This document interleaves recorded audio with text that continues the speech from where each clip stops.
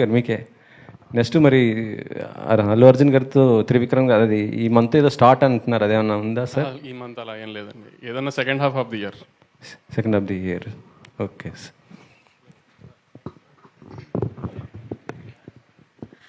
Ram Nitin garu, so first అంటే Mad 1లో మీ క్యారెక్టర్కి ఒక పర్టికులర్ ఇంటెన్స్ ఉంది. సో దీంట్లో మీరు ఎంతవరకు ఎంటర్టైనర్గా ఉండబోతున్నారు?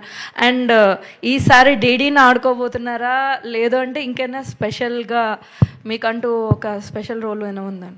డెఫినెట్లీ ఉంటుందండి, కానీ లాస్ట్ టైంలో లాగా మొత్తం ఓన్లీ అమ్మాయిల సైడే కాకుండా ఈసారి నేను కూడా కొంచెం కామెడీ చేస్తున్నాను కదా, చేస్తాను కదా, కామెడీ అయిందంట. సో ఐ హోప్ మనోజ్ అన్న క్యారెక్టర్కి మళ్ళీ అదే ఇంపార్టెన్స్ ఉండి అలానే ఆదరణ వస్తుందని నేను నమ్ముతున్నాను.